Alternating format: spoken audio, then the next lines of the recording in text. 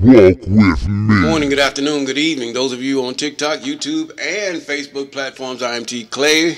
Yes, we're walking in the book of Jubilees and chapter 27. We ended at verse 17, and we will begin at verse 18. But first, let us pray. Oh, most holy Sanini and Anini, we thank you for this wonderful day. Great is your faithfulness, great is your faithfulness. We thank you for all that you've done. Yes, we ask you to have mercy upon us in all our idiosyncrasies. Help us to understand and know you, that we might walk in your commandments, statutes, ordinances, and laws, even until the end of our days. Yes, that we might be pleasing in your sight, and that we might desire to do those things that please you, and to do those things that cause us to walk in heavenly places with you. And we thank you. Yes, for there are so many things that have taken hold of mankind, and we've come through so many atrocities. We've come through so many things because of the folly and the error of our ways, that we think that we have the right way, or we think that someone else can lead us better other than you yourself. Yes, and we ask this: deliver me from the hands of the evil spirits who have sway over the thoughts of men's hearts, and let them not lead me astray from thee, my God. Establish thou me in my seed forever, that we go not astray from henceforth and forever no more. That's the 12th chapter of Jubilees, verse 20, a prayer of Abram. Yes, Abram has been just a blessing, just to know of how he came about to win favor with the Most High. I mean, idolatries. See, we don't get it. I don't think many of us get it. You got the Christians talking about, oh, you looked at her, you did this, you did. But the whole thing starts with idolatry. In your mind, you see images. You see you can tell how man knows idolatry by the superheroes and the images that he paints in his mind, and then he portrays to you in cartoons and movies and paintings and things that he deems greater than himself. And many of the times he's going to use what looks like him to be greater than himself. Why do you think God even used those things that are spies, those things that are looked down upon? But these are the very things that God rejoices in, even you, old dark brown man, because the fact is he allowed you to be that way, that he might show this world who he truly is. He chooses the meek over the proud. He chooses the humble over those who would boast in their accomplishments and all these things. Yes, God does these things. Even the foolish things of this world. Why do the heathen rage and the people imagine a vain thing? Psalms chapter 2. Read it. And we thank God for those of you that have joined us. We thank God for those of you that have been with us, joined, or should I say subscribed, or whatever you did. You called yourself and you just said, I'm going to do this. And you've done it with me, and we thank God that you've continued. Those of you that have followed even up until this point, we thank God for you. And those of you that have come somewhere thereafter, even up until this point, or just subscribe to follow, we thank God for you too. We pray that these things will ever be in your spirit and in your person, that you would teach them to your families, even the statutes, commandments, and judgments, even the laws of the Most High. Yes, let them be your morning starlit skies and your sunlight in the noonday. Let this word be in you. Let it dwell richly, even that which is done and commanded by our God. Our God reigns. Yes. Now we left off in the 17th chapter, the 27th chapter of the book of Jubilees. And Rebecca was she was upset. I mean, this man had been with her for 60 of his years, over 60 of his years. And him and his brother, you have to realize that this was a family thing going on.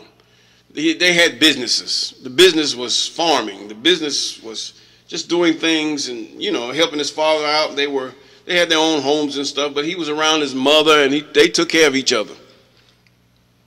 And apparently Esau was married some kind of way within this thing.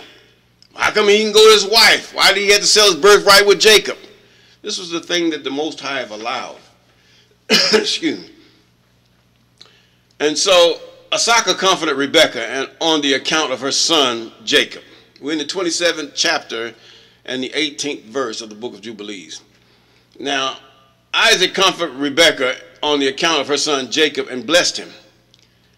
And Jacob went from the well of the oath. Now, see, Rebekah had a lot of power. See, Isaac loved Rebekah. It's one thing when a man loves a woman. See, you cannot say anything wrong about that song. When a man loves a woman, it ain't the fact that she can do him no wrong. It's the fact she's not going to do wrong. That's why he loves her. Come on here. I don't care how many good-looking fly-by-night dudes walk by, or even if one is straight. She said, I chose that man. I allowed him into my life. I chose him. That's it. And he's going to walk accordingly in the same manner. I chose that woman, and that's all I got, and that's all I'm going to have. Yes. Yes, as long as each other are not walking by another rule or by another mindset, it's going to be a marriage until death do you part. Yes.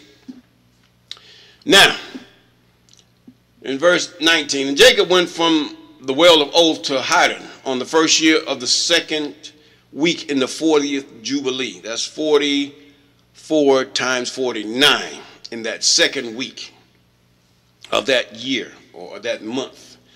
Now, he said, and he came to Luz on the mountains, that is Bethel, on the new moon. The new moon is which God goes by. God have deemed this for mankind. See, many of you walk in error when you just deem that Saturday only is the Sabbath, which is error.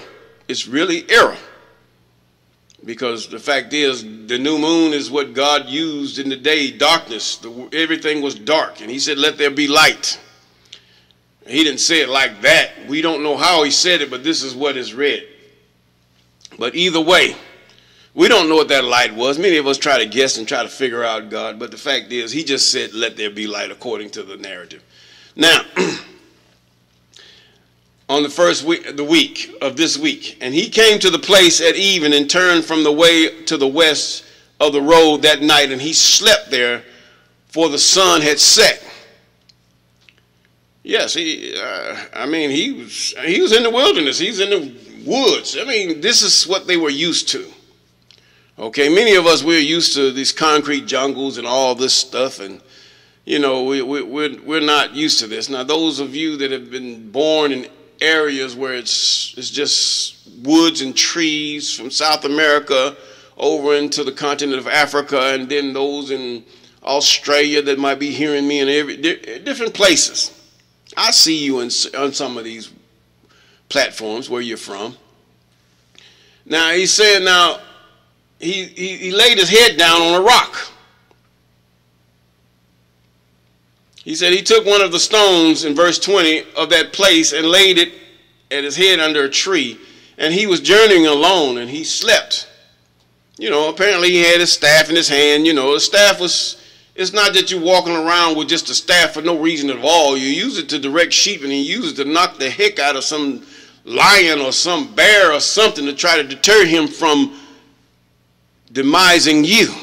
Put it that way. And he drank that night in verse 21. And behold, a ladder set up on earth, and the top of it reached to heaven. And behold, the angels of the I Am ascended and descended on it. And behold, the I Am stood upon it. Verse 22, and he spake to Jacob, even Jacob, and said, I am the God of Abraham, thy father, the God of Isaac, and the land whereon thou art sleeping, to thee will I give it, and to thy seed after thee. And thy seed will be as the dust of the earth, and thou wilt increase to the west and to the east and to the north and to the south and the south. And in thee and in thy seed will all the families of the nations be blessed. He said, all the families of the nations be blessed. Israel had not become a nation at that time that the angel's presence that is speaking to Abraham is addressing. Now, verse 24.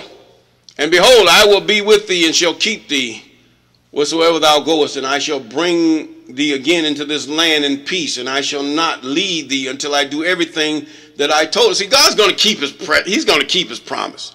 Everything that I told thee of, he's going to keep his promise. In verse 25, and Kobe woke from his sleep and said, truly this place is the house of the I Am, and I knew it not. What do you mean by the house of the I Am? In other words, this area that I'm sleeping in, something about this place is anointed. This has got to be where God lives. Now, this narrative house of God, I don't know, but he called it Bethel. And I knew it not, and he was afraid and said, dreadful is this place, this area right here, which is none other than the house of God, and this is the gate of heaven. And Kobe rose early in the morning and took the stone which he had put under his head and set it up as a pillar for a sign, and he poured oil on top of it, and he called the name of that place Bethel, which meaning house of God in his language. But the name of the place was Luz at first.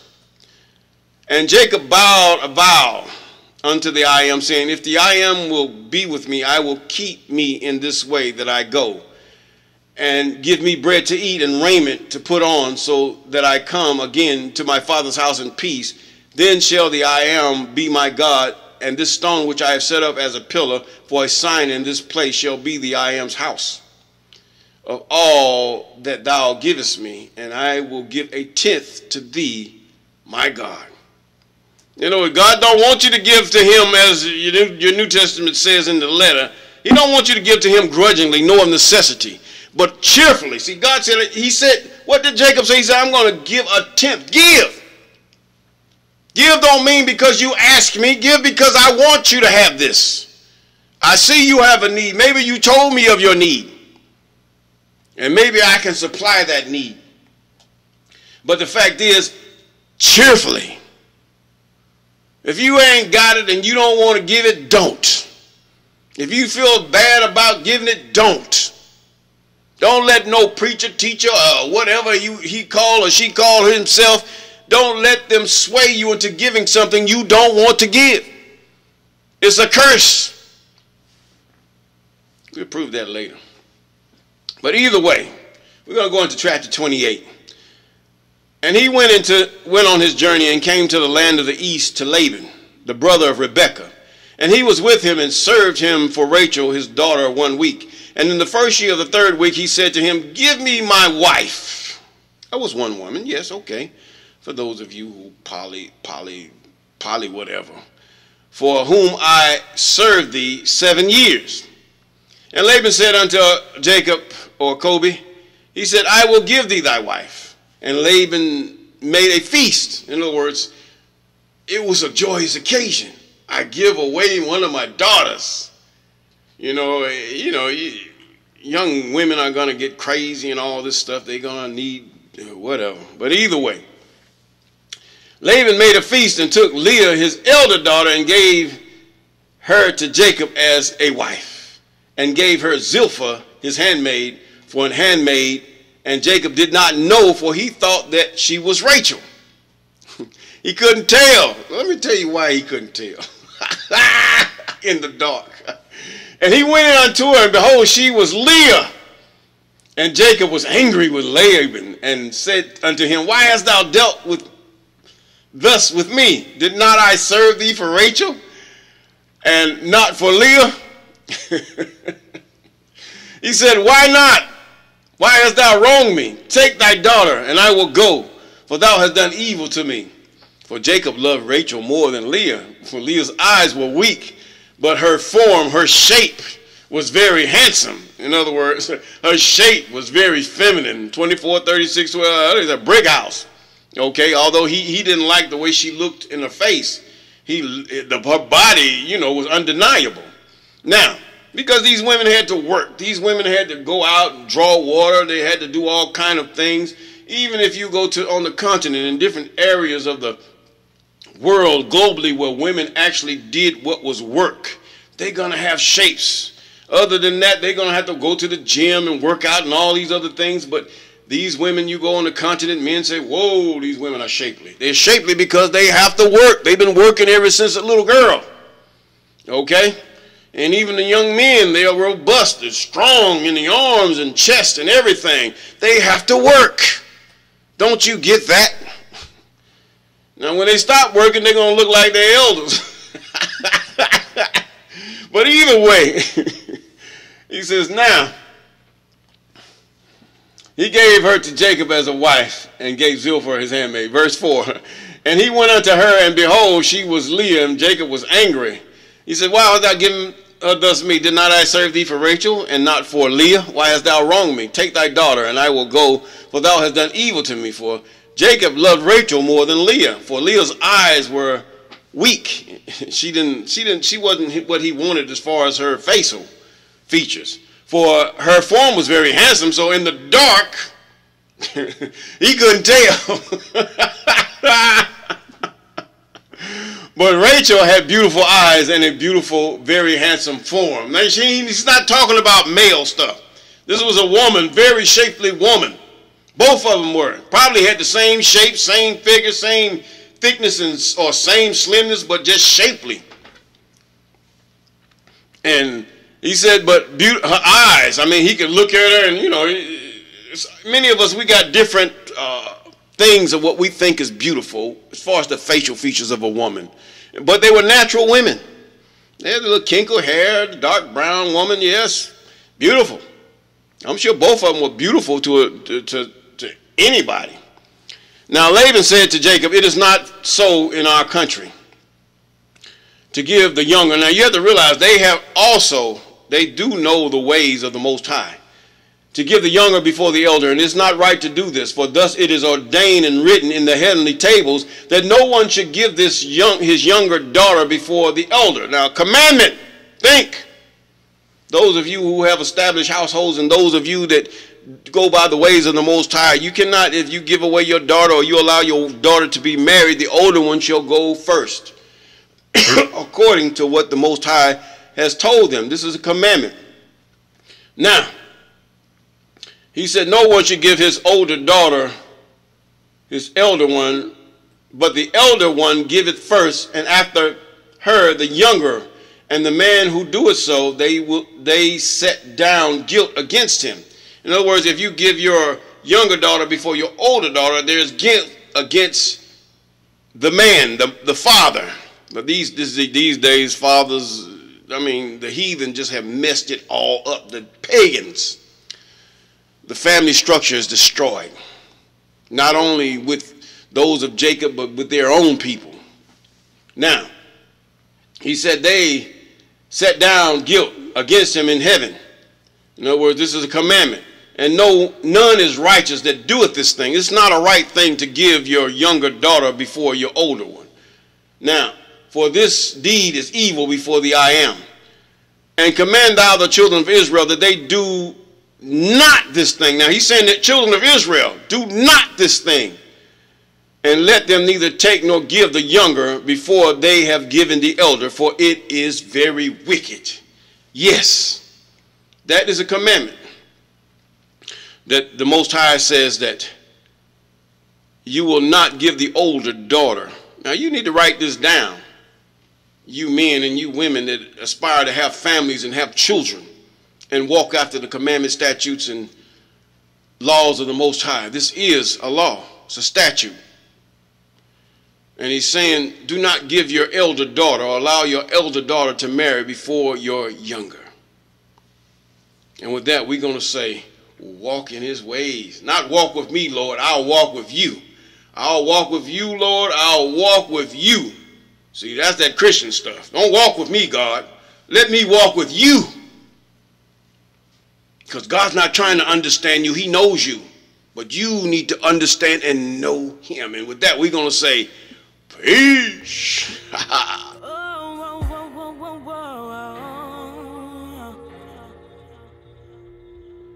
No matter how life goes, one thing I know.